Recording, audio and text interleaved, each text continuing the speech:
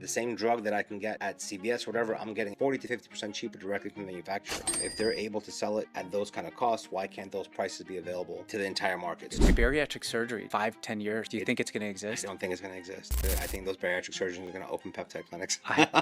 How much of this do you think is about money and how much about regulation and liability? At the end of the day, I think money has a lot to do with it. The only one that never loses is pharma. The VA recently released a study on the benefits of GLP-1 therapy with people with substance abuse disorders. So now we're leaving obesity, metabolic dysfunction, and going to a completely different area of medicine. The biggest lie the health insurance system tells patients That their decision is final, which is not. People can always appeal to their employers. The most important thing that is not common sense to people is to look at your vial to see if there's a lot number on there. Because a lot number is...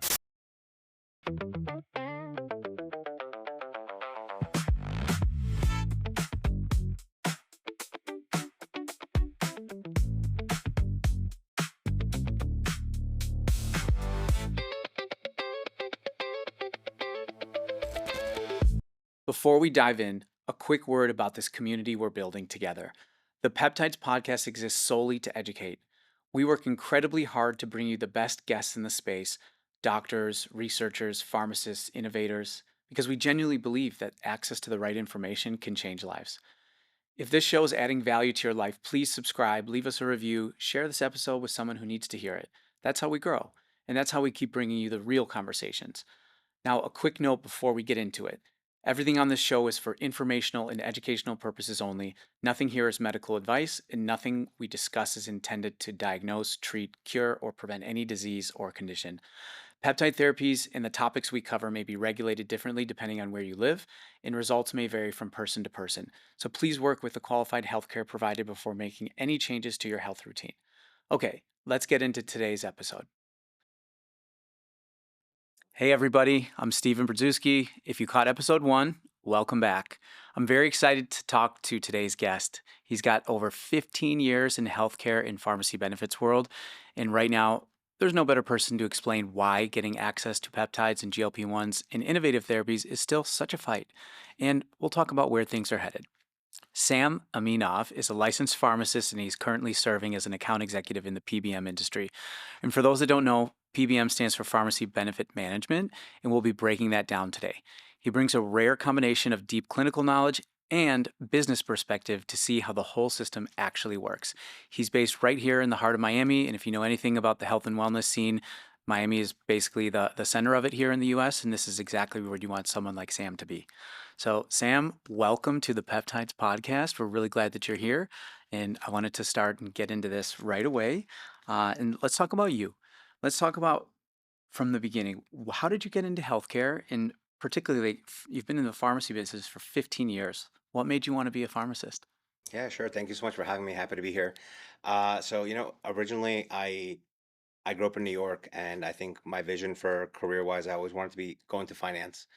Um, I was actually slated to go to a specialized high school in New York. It was a high school of New York City High School of Economics and Finance, and 9/11 happened, and it happened right around the time that I was supposed to begin. And I remember visiting that site and just seeing the devastation and the construction, the cleanup. I remember my dad telling me like, "Yeah, you're not going to the school." And after that decision was made, my perspective completely changed, and I somehow ended up thinking, well, where can I go that I'll still enjoy, but looking for things like job security. And I landed in healthcare, and I always wanted to go to medical school and be a doctor. And that was my path from day one of undergrad. I did all the pre-med coursework and whatnot, and I had the opportunity to have a part-time job working at a CVS pharmacy right here in Miami Beach. Mhm. And for me, I thought it would be a great avenue to learn drug names, get familiar with medications that would help me on in my future medical studies. And I completely fell in love with pharmacy. Um, Realizing that community pharmacy is just such an intimate experience for not only customers, but having the opportunity to like really help people and be accessible. I think it's a well known fact that pharmacists are the most accessible healthcare providers. You don't have Oh, to make an wow. appointment to come see us. You can just show up to any pharmacy, ask a question, whether it's your pharmacy or not. When I saw the kind of impact the pharmacist can have on everyone's day-to-day lives, especially for those that are uninsured, and we have a big uninsured, Yeah. population here in South Florida, I realized that I can make a huge impact. and I that's where I transitioned and I pursued pharmacy. Wow, I love that story. So 15 years is a long time. So let's talk about the evolution of the pharmacy world. Tell us, like, how has it changed over that 15-year span since you started? Yeah, so one of the things that I think of when I first got into pharmacy, one of our biggest challenges, especially here in South Florida, was the opioid epidemic. Um, we were dealing with, prescriber pill mills, like all kinds of illicit activity, people looking for very high, absurd quantities of opioid medications. And I remember being part of that battle to try to identify who was a legitimate patient and not a legitimate patient, because you want to try to prevent these drugs from ending up on the street, but at the same time, you want to have access available to someone that's dealing with cancer or sickle cell anemia. And this is before we had tools like the PDMP, which is a system that we can access to see if someone is either doctor shopping or pharmacy shopping or whatnot. So having worked through that and living through that, I remember that was a huge focus in pharmacy, especially here in the state of Florida. Obviously, it was um, a nationwide battle, but we had a lot of that activity here in South Florida. So I remember being trained to spot, you know, red flags on a prescription or um, just without having the tools at that time.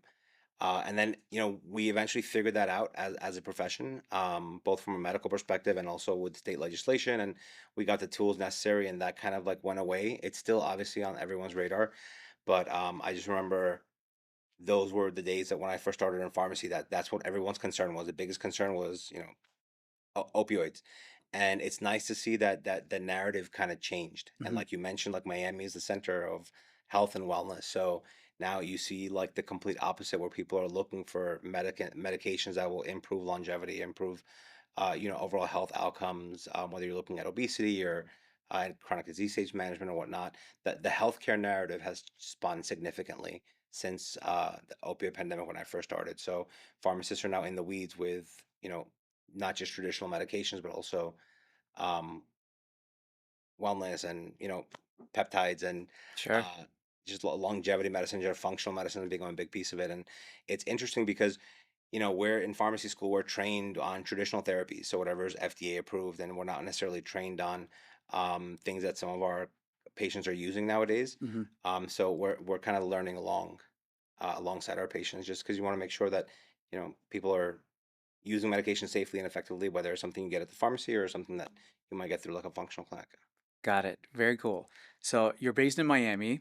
For those that don't know, we were just talking about how Miami has become the epicenter for health and wellness, at least in my opinion, Mhm. in biohacking, longevity. We even have like our own wellness week here now. How has that environment shaped the way that you think about your work, just being here and engulfed in this culture? Yeah, so realizing that this has become such a critical part of our society now, like you mentioned, Miami is all about wellness. One of the things that because even though I work in PBM, as you mentioned in my intro, I still work behind the counter. I like to stay connected to my roots in pharmacy and what I fell in love with. Hmm. Um, I like to make sure that I take those things into account when I'm dealing with people at the pharmacy. Hmm. So, hey, asking the right questions. What else are you taking that might not be prescribed, whether it be over the counter? Are you using any peptides? Because I want to make sure that whatever they're utilizing, it might not even occur to them to let their pharmacists or their doctors know that, hey, I'm using XYZ that I obtained from this place that Hmm. isn't your traditional, CVS, Walgreens, or like a mom and pop type pharmacy. Hmm. Because our job overall is to make sure that everything you're taking is going to be safe. There's Hmm. no drug interactions. Hmm. And that with that kind of perspective through that lens, we can help you on your journey, whatever that might be. Hmm. So the buzzword biohacking, let's talk about this for a minute. So in a pharmacist perspective, what do you think is the definition of someone that's a biohacker? Is it someone that's taking things outside of what's FDA approved, or the whole functional medicine part of it in the biohacking? I think that like verbiage is used maybe more of a forward thinker crossing the chasm very early on some new product or medicine, whatever that is. Like, what does a pharmacist think about a biohacker or the word biohacking? What does it mean to you? So, before the advent of I think our biggest concern, just as a healthcare community, was websites like WebMD and Google, where people were going to those sites for healthcare advice. That still required people to actually go in there and read themselves and understand the information. In my personal opinion, AI, it's a lot scarier because the effort that you have to put into that is significantly less because you can just talk into ChatGPT or Copilot or whatever app you're using, Hmm. and it'll spit out medical information for you, and you don't know if it's accurate, if it's evidence based. I I spend a lot of I travel a lot for work. I spend a lot of time in airports, so I'll ask different apps random questions, and yes, there's a lot of good information out there, but I feel like if it's not interpreted correctly, it can lead to potentially dangerous outcomes. Hmm. So when I think of biohackers, I'm thinking of the people that will go to ChatGPT and ask questions about medications, their safety, their efficacy, if they're allowed to mix it with alcohol, if they're allowed to mix it with, XYZ, Hmm. and they're removing pharmacists and other licensed professionals from that equation. So that's what I think of when I think of biohacking. I think it's become a little bit more dangerous just because of how easy it is to get the information. Are pharmacists even worried about AI coming in? I think everyone is worried about AI coming in, to be quite honest with you. People always ask. So in my industry, in the pharmacy, I know we're going to get into this probably, but people always ask, to what capacity do we use AI in our industry? Hmm. And one of the things that is of concern to people is that companies are utilizing AI to make clinical decisions for prior authorizations. It could be on the pharmacy side, it could be on the medical side. Um, the one thing that I love about where I work right now, we're not using any AI for actually clinical decisioning, but we're using AI to speed up the process. So AI will help review chart notes and pull out the pertinent information, and put it all into a summary for a clinician to then review it and make a decision. So there's different ways and techniques that AI can be used. Hmm. And I always like it when it's a tool to be used in a clinical decision making, but still allowing a human, a licensed professional, to make the ultimate decision. So Got it. Got it. So let's talk about your role. So you're a PBM, a pharmacy benefit management executive or account executive. So let's talk about this. 'Cause I think a lot of people don't know about this position or the role or even maybe that industry, like what goes on in that world. So people care deeply about their health, but they have no idea how the system really works. Like, let's talk about that. Why should the average person care about pharmacy benefit managers and what they're doing? yeah, so I've been in this space for a long time, and I'm still learning every single day because our industry has been in the news a lot lately in the legislation. Just to break it down to its core, a PBM, a pharmacy benefits manager, our job is just as it sounds, is to manage the pharmacy benefits. So I work with a lot of large employers. I think what people don't understand, most common thing that people don't understand is the fact that a pharmacy benefit manager, like the company that I work for, is there to administer the benefit for your employer. So I'm going to use employers. Obviously, there's space like Medicare and Medicaid. We're not talking about those right now. Hmm. I'm talking about your average employer that offers health benefits to employees. So people start a job and they fill out a form and they sign up for medical, dental, vision, and Hmm. uh, and what they don't realize is that your employer is hiring companies like mine to administer that benefit. But at the end of the day, the employer is the one that picks up the bill. They're paying for every single medication that you fill. They're paying for every single doctor visit that you go to, your blood work, your dental cleanings, your eye exams. Your employers are paying for all that, the bill, but they hire companies to manage that expense, Hmm. to create the formularies, and to establish what's covered, what's not covered, because there's limited resources that companies budget for Sure. for their benefits. So you want to make sure that you have a robust benefit for your employees. Um, and that's actually an interesting concept because uh, growingly, there's more and more people when they're applying for jobs and going through the interview process before they accept a job offer. It's becoming more common for them to ask the employers, "Do you cover GLP-1s, for example, for weight loss? Interesting. Do you cover weight loss? Do you cover or do you just cover these medications for obesity?" So when people are on expensive therapies and they're potentially transitioning jobs, they're asking these employers these types of questions, and people get frustrated with their insurance companies all the time. They're like, "Oh, Aetna won't give me this," or whatever, CVS won't give me that, not realizing that these companies are really just administering the benefits. So it's the employer that is making these decisions Mhm. on things like coverage.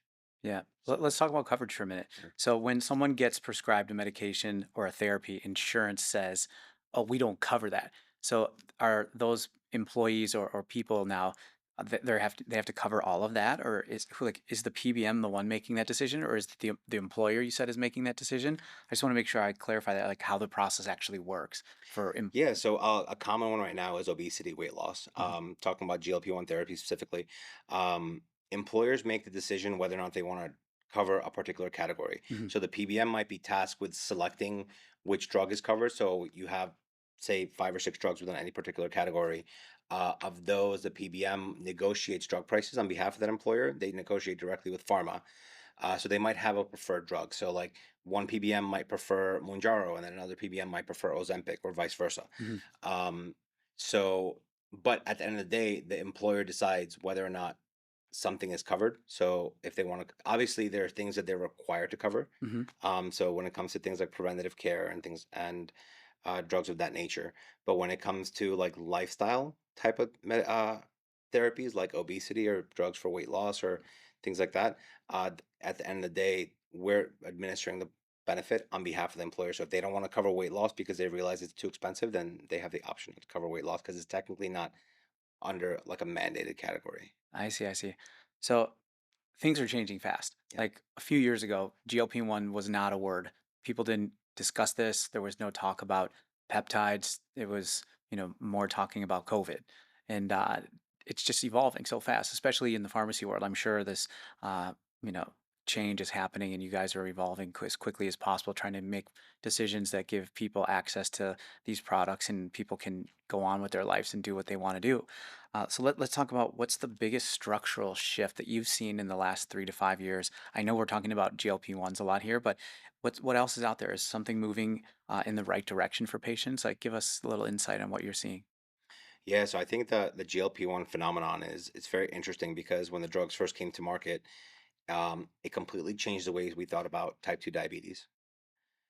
In the process of looking at these drugs for type 2 diabetes, they realized that there's potential here for obesity. So after diabetes became an FDA approved indication, pharma went out there and got FDA approved for obesity.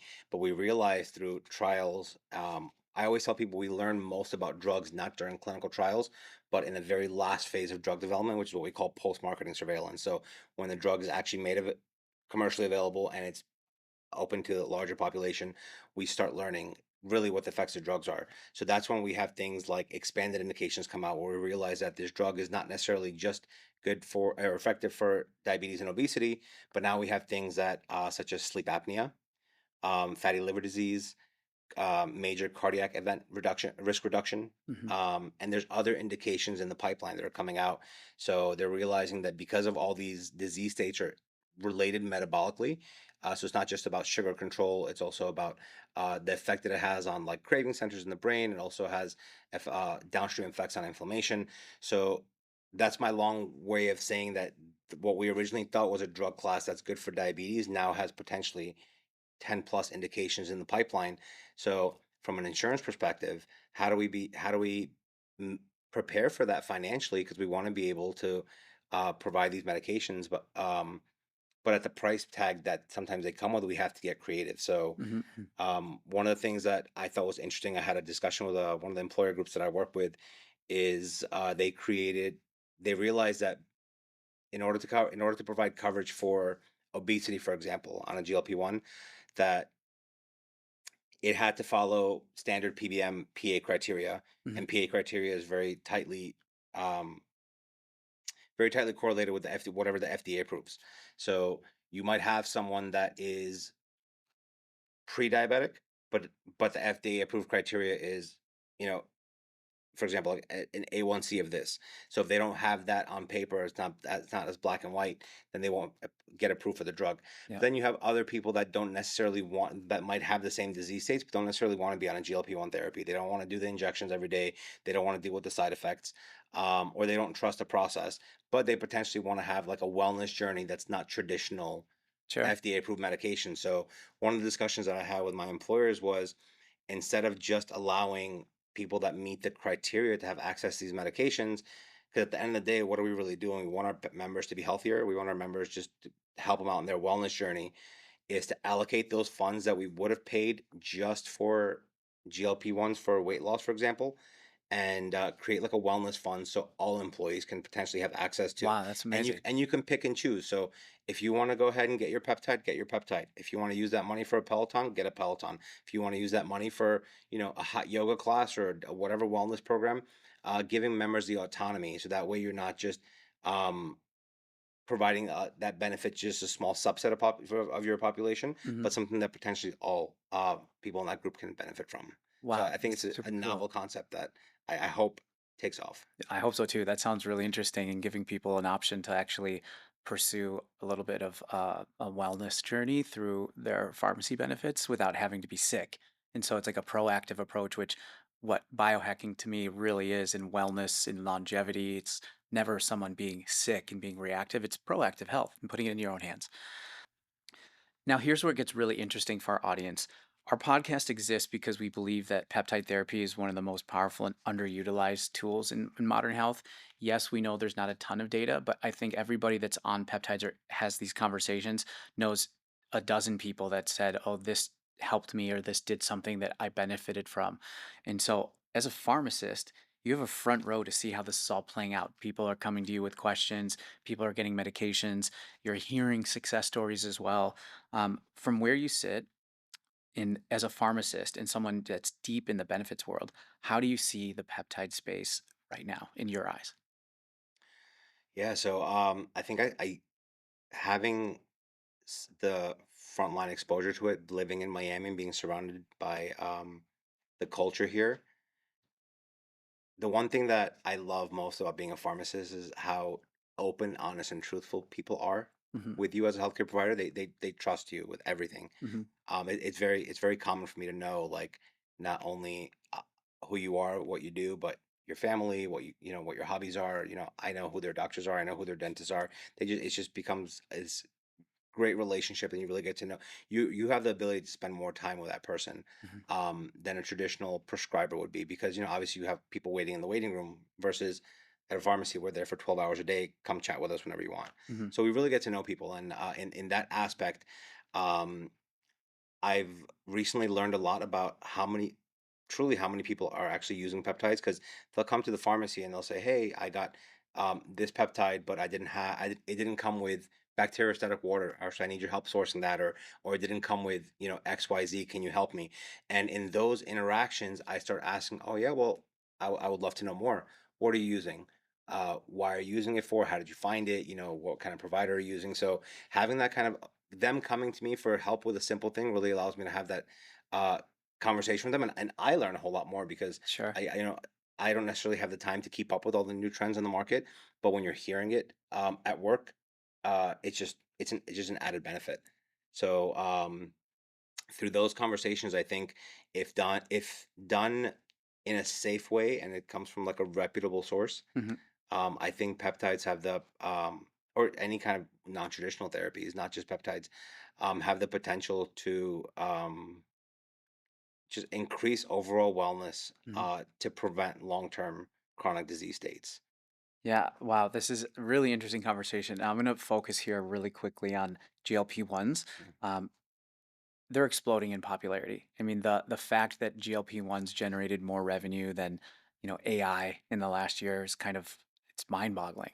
And as a pharmacist, like what's your honest take about this craze? Do you think this is a bubble or do you see this getting bigger and bigger? I don't think it's a bubble. I do think it's going to get bigger and bigger, especially with, like I mentioned earlier, with the expanded indications and with the um, what big pharma is going out for approval for. Hmm. I think the next big thing that people haven't really started discussing yet, the VA recently released a study on the benefits of GLP-1 therapy with people with substance abuse disorders. Wow. So now we're leaving obesity, we're leaving, metabolic dysfunction Hmm. and going to a completely different area of medicine Hmm. in the psychiatric space and substance abuse. So I think we're just at the very beginning of our journey with GLPs. Wow. I think they're truly changing the landscape of Hmm. um, if you look at what's being approved in the market, there's tons of companies that there's two big players, obviously, but there's a lot of new players that are coming into the market and they're looking at novel GLP-1s that have more than two pathways. Hmm. They're looking at different formulations. So now we have oral GLP-1s that came to the market, which Mhm. opened up the doors to a whole subset of other patients that may have historically been afraid of potentially injecting it using a needle. Mhm. There's talks about long-acting GLP-1 therapies where people only have to take it one time a month. Mhm. So I think I don't think we're in a bubble. I think it's gonna continue to grow as we learn more. And one of the other things I'm also starting to notice is, again, in the pipeline for what companies are trying to get approved is combination therapies. So we're not just doing GLP-1s, but there's some out there like in the diabetes space where they're combining a GLP-1 with an insulin. Interesting. And if we're looking at, I wouldn't be surprised if one of the expanded indications that the pharma is going after is osteoarthritis of the knee. Mhm. So now that we have oral agents, I can totally see a company coming to the market mixing a GLP-1 with ibuprofen or naproxen, or Yeah, just yeah. because it's all about convenience. It's all about swallowing one pill versus two. It's all about Mhm. one shot once a week versus once a day, or once a month versus once a week. Mhm. When you make drugs more convenient for people to take, Mhm. patients tend to stay on them longer. Yeah. So I know there's a lot of news out there that maybe some people just don't see, but there's a lot of investment going into the space. Um, Recently, Pfizer acquired a company called Metsera that's got a molecule called MET97I, and it's a GLP-1 that you take once a month. So I agree with you. I think this is going to probably expand. I mean, Pfizer's been around for a long time. They know what they're doing. I'm sure Eli Lilly is obviously knows what they're doing, and there's going to be more indications. I wanted to just pick your brain a little bit on that VA study. So, was there any results that were posted from it, or what can you share about that, the addiction study that they had from the VA? So the study that they did, I don't recall the specifics on how large the study was, but whenever the VA releases data, the entire medical community pays attention to it. Hmm. Um, and what they realized was they were working specifically on, because you have a lot, think about the population that goes to get treatments at the VA. Hmm. You have people that are potentially injured, coming back from combat, being put on opioid therapies, getting addicted. In addition to that, you have people that have, chronic depression Hmm. that will lead to substance abuse. Hmm. Um, Similarly to how these drugs work for obesity, Hmm. so it gets rid of cravings. You have less cravings for food. One of the most interesting things that I also realized and I've learned is that it doesn't just get rid of cravings for food. People have reduced sexual appetite. People have reduced appetite for like alcohol intake. And in that same bubble where the drug is working on the same area of the brain, it's reducing the cravings for substance abuse. Hmm. So they saw that there was a positive correlation with people on GLP-1 therapies and substance use programs. So I think now that the VA put it on the map, there's going to be big pharma is now going to come in, whether it be Lilly or Pfizer and Novo Nordisk. They're going to invest. They're going to start take wherever the VA left off and take it to a larger scale. And I think I wouldn't be surprised if by the end of 2030, if not sooner, we'll have FDA approved indications for substance use disorder for GLPs. Amazing. So let's talk something about education on the pharmaceutical industry. So when you have a molecule and you get positive data from a phase 1 trial, which is on like animals, usually like mice or rats, it moves to a phase 2 trial. Phase 2 trials are small populations of humans, and then they're usually about 2 years. Is that right? Yeah, so in phase two, the interesting thing is they're just testing tolerability. You're trying to figure out what dose is going to be effective, but at the same time, it's not going to be harmful to a average human being. Okay. So in phase one, we have the animals, like you said. Phase two, we just start introducing the molecule, but we don't get to a therapeutic level. Once we understand the toxicity profile of that molecule, then it bumps up to phase three, where we already have a determined dose that's safe Hmm. and we want to see if it's effective. How long is a phase 3 trial typically? Uh, on it can depending on what kind of drug it is, it could be anywhere from 3 to 5 years, sometimes a little bit longer. Hmm. It just depends on what they're trying to prove in that study, Hmm. because uh, a drug manufacturer usually does one of two things. They either want to prove that this drug is superior to Hmm. something that's already on the market, Hmm. or the flip side of that, which is easier to prove, is that it's non-inferior. Hmm. Me personally, if I want to take a medication, if I'm taking a new medication, I want to take one that has been proven to be superior than Sure. what's in the market. But because it's quicker and easier, a lot of times these drug manufacturers will go for something that's at least non-inferior, so it's at least as effective as what's on the market. Then it becomes marketing. And then it becomes marketing. Exactly. It becomes a marketing game. And then obviously for me, the most important phase in the life cycle of a drug is phase four. Hmm. And phase four is what we call post-marketing surveillance. Hmm. And it's when the drug is already FDA approved and it's out in the public and it's commercially available. And that's when we really start to understand the effects of the medication. Interesting. So let's talk beyond GLP-1s for a little bit. Peptides like BPC 157, TB 500, CJC, ipamorelin, etc. They're all getting attention from the wellness and performance world. What do you know about these from like a clinical perspective, a pharmacy perspective, and are they on your radar yet? Yeah, so they are becoming increasingly popular. What I've noticed is there's this very unique subset of the population that's using it. To your point, you mentioned people that are using it for performance. So athletes, anyone that's into bodybuilding, anyone just in general, muscle toning. There's a lot of data that not only that it helps with from a metabolic perspective, but also helps with recovery. So people are achieving results faster. My only concern is, again, I think I mentioned this earlier, is if you are taking other therapies, whether it's for blood pressure or cholesterol or whatever it is you're using it for, um, to make sure you have those conversations with whether it's your pharmacist or your doctor, Hmm. just to make sure that there isn't a potential dangerous drug interaction. Because nowadays, what concerns me the most is that people can now, you know, online, you have so many players in the space where you can go online and fill out a survey and do a quick telehealth, and it'll be at your doorstep like an Amazon package the next day. Hmm. And people get so excited to use that product, and they didn't even bother checking if there's any interactions with milosartan or my atorvastatin or Sure. whatever else I'm taking. So I think there's a lot of it's I think there are they're novel therapies. I think there is a place for them.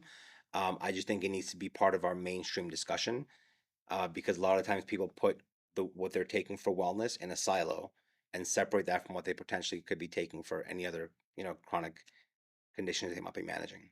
So we need to figure out how to get the people to the same table, Gotcha. the functional providers and traditional medicine providers. Gotcha. So let's talk about peptide quality, sourcing, and safety. Super important. So, from a pharmacist perspective, what should someone actually be asking or checking or looking for on the label when they're starting a peptide protocol? Yeah, great question.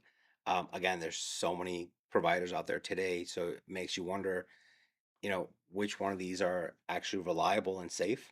I think the most important thing is not only because you can have someone that's a provider of peptides, but they're not actually manufacturing it. They have another company on the back end that's making it. Hmm. I think it's important to do some research to try to understand exactly who it is that's making it. Hmm. So a lot of these compounding facilities, they have to be sterile compounding facilities. Hmm. So they're usually held to a stronger, to a much more rigorous standard when it comes to things like cleanliness and safety. And one of the easiest things that I tell people to look for is to see if that facility is GMP certified. GMP stands for good manufacturing practices. That just means that the company takes extra steps to make sure that what ends up in that product is not only what's in that vial is not only what it says it's supposed to have in there, Hmm. but it's also free of any kind of contaminants or any kind of um, whatever's not supposed to end up in that vial. Uh, Purity testing, sterility testing, but the most important thing that it's not common sense to people is to look at your vial to see if there's a lot number on there, Interesting. because a lot number is how what we use in the industry to potentially recall if it's Adverse events. adverse not only adverse events, but say for example there was an outbreak in the facility and there was XYZ that ended a contaminant that ended up in a particular batch. Hmm. If you didn't have a lot number to trace it back to, how do we know which ones went out the door that we need to bring back? Yep. So looking for things like lot numbers, expiration dates, and also the name of if you to have the name of the facility on the products to give people the information they need to look up things like I just mentioned. Another thing too is, and this doesn't necessarily mean that they're monitored by the FDA, because these pharmacies are not, Hmm. but you can be registered with the FDA. So not only is as a facility that you can be GMP certified, but if you're registered with the FDA, usually the better players in the space. So, Sam, let's get into something now that I know frustrates a lot of our listeners. We hear about it all the time. People want to access peptides, they want to get to advanced therapies, they're into biohacking, they want to take health into their own hands and be proactive about it. Mhm. And so they're doing the research, they're motivated, they're going to Claude, ChatGPT, all that, their friends groups, and they hit this wall. They can't get it from insurance, their doctor doesn't really know about it, or they've got a strong opinion, they're a laggard in the biohacking longevity space. Maybe they would just say, we'll wait for the data. But there's millions of people out there that are using these products, and the pharmacy just doesn't carry it. Let's talk about like what's actually happening.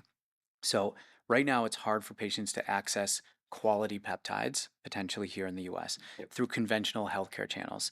What are the real blockers in your opinion right now? So from the what you mentioned, the conventional healthcare space, the reason why it's becoming difficult to access it is because we've set up a system that only provides coverage if it's something is FDA approved. Hmm. Realizing that these products are non-conventional medications, that they don't have to go through the same FDA approval process, Hmm. it's difficult to have coverage through traditional sources like health insurance. Hmm. But if I can see it through the lens of someone that is, fit, active, healthy individual Hmm. that is paying into a system but not using it. There's this funny. I always refer people always. I have a friend that works in insurance, and she always used to tell me it's better to have it and not need it than to need it and not have it.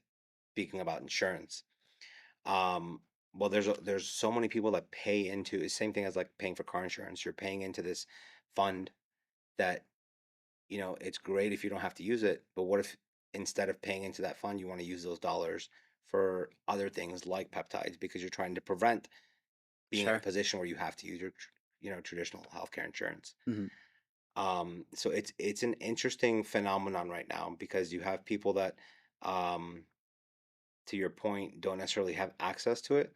And I feel like if there was a mechanism where um, we can single out the reputable providers Hmm. that are publishing data, that are putting lot numbers in their bottles, that are not white labeling their products, and we know exactly where they're coming from. Hmm. Um, I think there's definitely opportunity in this space right now to have reputable products end up in the hands of the consumers. That's good to hear. So, how much of this you think is about money and how much about regulation and liability? Like, where does the resistance come from, you think? Where's the biggest motivation? Yeah, I think at the end of the day, I think money has a lot to do with it. Um, if you look at big pharma and the healthcare industry, we always say, at least in my space, the only one that never loses is pharma. Because you know, the dispensing pharmacies might lose, the providers might lose money, whatnot, but the ones that never lose are pharma because they're always gonna invest in something that has the potential to grow. Mm. So I think that once and once any particular peptide starts growing popularity and it becomes annoying to the pharma industry, I think then there's the potential for things like acquisitions and further research into that particular molecule, Hmm. and we could very well see a peptide that was traditionally dispensed um, outside of the traditional pharmacy industry all of a sudden being picked up by companies like Pfizer or Lilly or whatnot. Hmm. So I don't know if I answered your question. No, I think that's a good answer for sure. I mean, for someone listening right now, let's go into this talking about just peptide therapy in general. Yeah. I'm someone that wants to explore peptide therapy. What's your practical advice for navigating the system as it exists today? Like, what would you do or what would you tell somebody?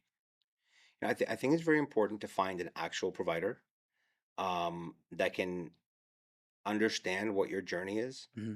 because anyone can inject a medication just because they think it's good for them. Hmm. But I think it's very important to actually use. So when it comes to medications, just real quick without getting too technical, with the human body, a medication should either replenish a deficit. Hmm. So if you're low on vitamin B, for example, you can do a vitamin B injection and solve that problem. Hmm. The other component is when I'm looking at medication, does it allow the body to do something that it naturally is supposed to do, but Hmm. is lacking. Hmm. Good example of that is insulin production or testosterone. Um, so when I'm looking at a peptide therapy or any non-traditional therapy, I look at it from that lens. Like, is it going to replace something that I'm potentially lacking, which Hmm. can lead to better performance, or is it going to help my body do a function better? Hmm. If it does neither, then realistically, what are you using it for? Hmm. And that's the beautiful thing about like the human body and just these kinds of therapies is I try to identify what it is, the source of what we're trying to treat, and customize it. So if you actually select a provider that works with you and tries to understand what your goals are, and being very specific into what peptides you're using versus just this is good for you because it is, or Hmm. this is good for you because of it. But tailoring and customizing the therapies that you're getting, because when you start seeing outcomes, you're going to want to continue using that peptide. Versus, I've talked to so many people where, oh, I don't know, like, my, so and so, my neighbor said it was good, so I started injecting it, and well, are you feeling any difference? Well, no, not really, but like, I was told that it's good. Well, maybe there's something else out there that's better for you. Like, it's not a it can't be it can't be a cookie cutter industry. I think it needs to be very individualized, Hmm. and that's where I think there's some companies that can truly stand out compared to all these others that are popping up in the space and online companies and telemedicine things like that. So let's talk a little bit about the future. So everything we've talked about, the barriers, the systems, the peptide revolution that's happening, it's all moving. I want to know where you think this is all going. And let's talk about 5 to 10 years. So what is the future of healthcare in the pharmacy side with benefits, et cetera? What does that look like to you? Is this system flexible or fixable, or does it need to be completely rebuilt? What does the future look like? So in regards to the healthcare space, I think the common trend that we hear nowadays is a transparent healthcare model. There was a lot of litigation that happened in the last several years and is still ongoing with healthcare providers, not only in the pharmacy space but also in the medical space. So you have new companies that are coming to market with a transparent model, and the goal of a transparent model is to reduce the cost of healthcare. Now, these are insurance companies you're talking about. Insurance companies, once we reduce the cost of overall healthcare, I think it'll give employers that we were talking about earlier Hmm. the flexibility to potentially provide funding to their employees for non-traditional therapies such as peptides or whatever else might be out there. uh, with the way that the system is set up right now, sometimes it can be cost prohibitive. So once we get into more of a transparent model, um, and the costs are going down, I think there's potential for something like peptides and longevity clinics to be part of mainstream healthcare and not just a niche where it is right now, where I think it sits. So you, in 5 to 10 years, if you had to guess, do you think the insurance is the way it is, or is it going to be completely overhauled? I think it's going to be very different, and I'll tell you why. Going back to GLP-1s real quick, one of the things that was very unique to the space is not Pfizer, Novo Nordisk and Lilly created direct-to-consumer programs. So now instead of going to the pharmacy and getting the medication through your health insurance, it's cheaper to go directly to the manufacturer. So the direct-to-consumer route. Hmm.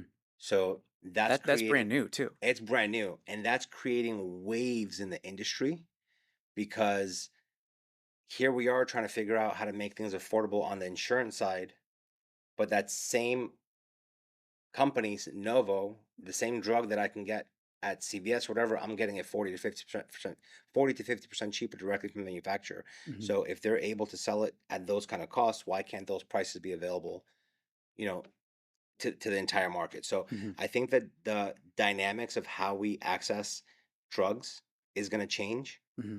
There's things like Trump RX that are coming into play and are reducing the cost of medications as well. Hmm. So I do think that maybe not necessarily in the next 5 years, might take a little bit longer than that, but a combination of what's already happening in the marketplace and legislation that's on the in the mix right now, I think in the next 5 to 10 years potentially, I think the landscape of how we access not only healthcare but medication is going to change. I love this. So let's talk for a minute about longevity medicine. The idea that we can proactively optimize our health, not just treat diseases, gaining real momentum over the last several years. How do you see peptides fitting into that mainstream medical model over the next decade? Yeah, so I think preventative medicine is the key. with the adoption of, I think this all started with the adoption of the Affordable Care Act. It was a huge focus on preventive medicine, Mhm. and it changed the way that people access care, Mhm. and it forced insurance companies to provide. Again, everything goes back to cost. It changed the way that we price certain services to a point where companies like myself have to provide certain medications at zero cost share Mhm. because it's considered an ACA preventive medication. Mhm. So I think that started a trend in the healthcare space to where uh, being proactive, even if it means investing more money up front, is the key to preventing chronic disease. There are things that are potentially never going to go away. There are things that are hardwired into our DNA and we just manage them. Mhm. But there are things like type 2 diabetes that is 100% preventable. Mhm. Um, and that's just one example. I can think of many. So I think there's definitely an opportunity for this to be part of the preventive healthcare movement, Mhm. because so commonly we only seek care when something hurts or something feels off, or something comes up poorly on a lab value. And if we start shifting that culture and moving people more towards a preventative perspective. So, this question I've been waiting and I'm very excited to ask you. So, if you could redesign one thing about the current pharmacy or healthcare benefit system, just one thing, what would it be and why?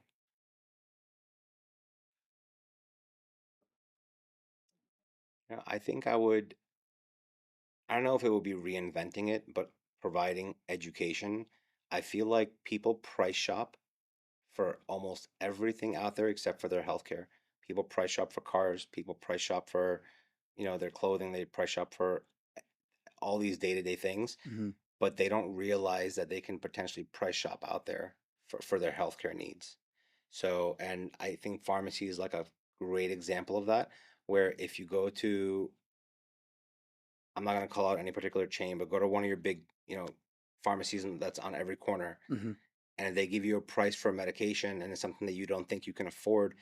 Don't just walk away from that opportunity, but find the tools, because you could go a block down the road to a mom Mhm. and pop shop, for example, Mhm. through your same insurance and get the same medication for a much lower cost. So I think, um, if I were to change one thing, I would try to figure out how to connect that to transparency, Mhm. connecting the prices of Mhm. healthcare.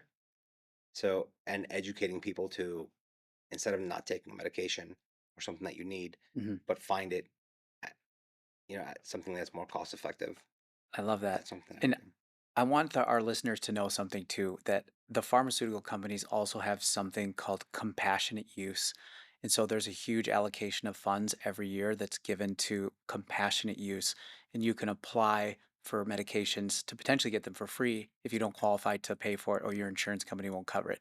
But I love that. That was a question I was really interested to hear your perspective on it.